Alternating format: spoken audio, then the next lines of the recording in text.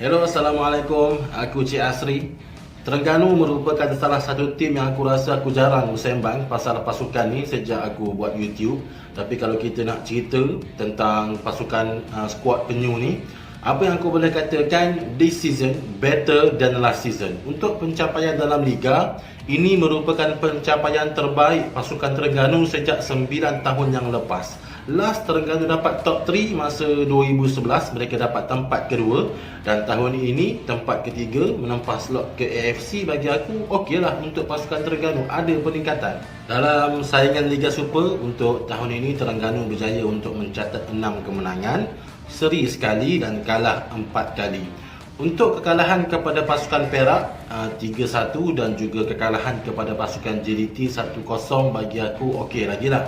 Cuma ada dua perlawanan yang sedikit mengejutkan aku apabila Terengganu kalah, sebab aku rasa Terengganu tak patut kalah pun dalam perlawanan tu, iaitu ketika perlawanan menentang Melaka dan juga UiTM. Dengan Melaka mereka kalah 1-0 dan dengan UiTM mereka tewas dengan jaringan 2-1.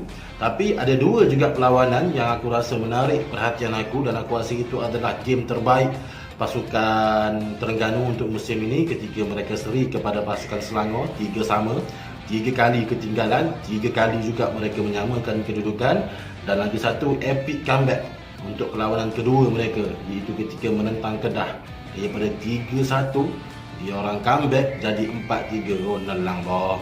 Kalau kita nak cerita perpindahan keluar masuk player untuk pasukan Terengganu ni, banyaklah, tapi kita tak payahlah cerita semua. Kita ambil beberapa orang player saja yang bagi aku itu merupakan watak penting juga untuk pasukan Terengganu masa tahun 2019. Kipre berhijrah ke pasukan Kedah, manakala Syamim berpindah ke pasukan Melaka. Syamim tu dengan ceritanya dia pindah ke Melaka sebab Terengganu ada masalah gaji lah tahun lepas, tapi dia pindah ke Melaka. Melaka pun sama juga ada masalah gaji, 3 bulan dah tak bayar. Apa cerita Syamim? Cuma apa yang aku tengok, bijaknya pengurusan bola sepak Terengganu ni, player-player yang diorang bawa masuk untuk musim ini, mereka bawa balik semula Faiz Nasir dari Selangor, Nasir Basharuddin dari Perak, dan player-player import yang diorang bawa masuk, Faris Ramli dari Singapura, Diallo, kemudian Dominic Da Silva tu 9 gol, penjaring terbanyak untuk pasukan Terengganu pada musim ini. Dan boleh dikatakan juga kesemua player-player baru yang dibawa masuk oleh pasukan Terengganu, apabila diberi peluang bermain oleh Nafuzi Zain, mereka memberikan komitmen yang positif dan perform untuk pasukan Terengganu. Sebut pasal coach Nafuzi Zain, aku secara jujurnya memang tak tahu banyaklah pasal dia. Tapi apa yang kita boleh tengok dekat sini, kebanyakan perlawanan yang pasukan Terengganu lalui, dia menggunakan formation 4-2-3-1. Jarang sangat Nafuzi tukar formation tu, kecuali masa lawan JDT. Mereka menggunakan formasi 4-1-4-1. Dan kalau kita tengok juga taktikal corak serangan pasukan Terengganu ni, mereka banyak melakukan hantaran through ball dari midfield ke striker, dan taktikal tu menjadilah, sebab kalau takkanlah sampai dapat 9 gol si Dominic tu. Dominic tu dia letakkan sebagai solo striker saja. Untuk bahagian midfield, apa yang kita boleh tengok dekat sini, pengalaman yang betul-betul digunakan oleh Litak sebagai kapten pasukan. Ditambah pula dengan partner dia, Sanja, kadang-kadang tukar Faris Ramli, Faiz Nasir. Tapi gandingan 3 player di bahagian midfield itu telah berjaya untuk mencetak sekurang-kurangnya 14 gol. Faris Ramli 3 gol, Litak 6 gol, Sanja 5 gol. Sanja tu sampaikan dia dah boleh sound last man masa lawan JDT je gitu.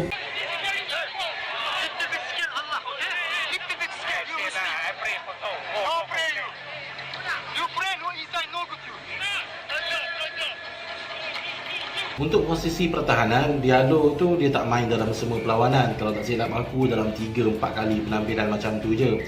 Sebab pasukan Terengganu, mereka ada feeder club, Terengganu 2 di Liga Perdana.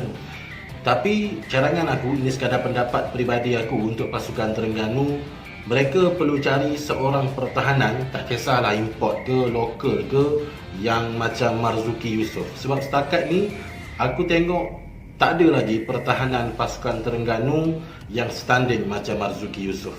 Untuk posisi penjaga gol, kita boleh tengok yang Sharmiza merupakan penjaga gol senior bagi pasukan Terengganu.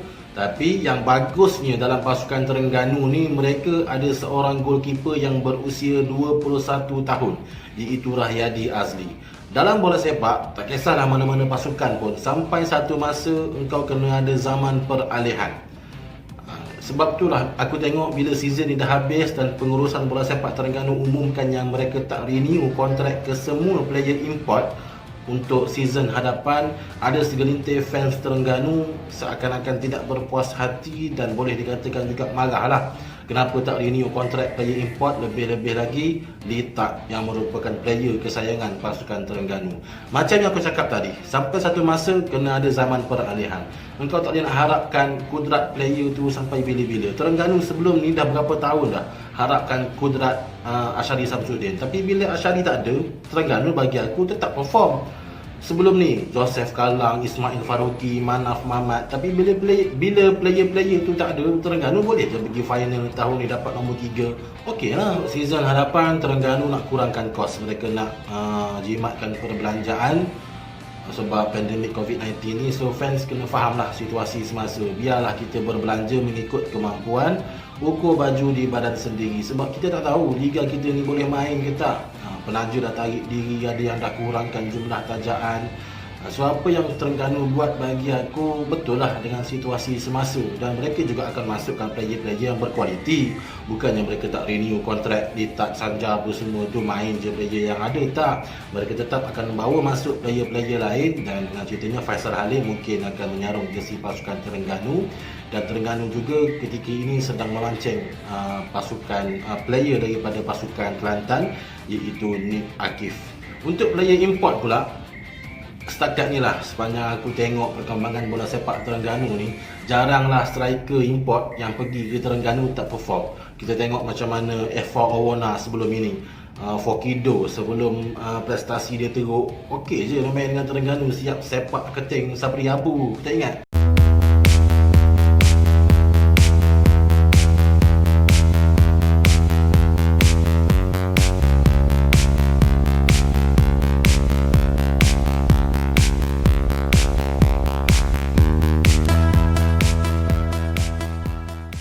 So dekat sini aku nak ucapkan selamat maju jaya kepada pasukan Terengganu untuk season hadapan. Untuk fans, bagi kepercayaan kepada pengurusan dan juga jurulatih Nafuzi Zain. Tahniah untuk slot AFC, bagi aku itu adalah rezeki untuk pasukan Terengganu.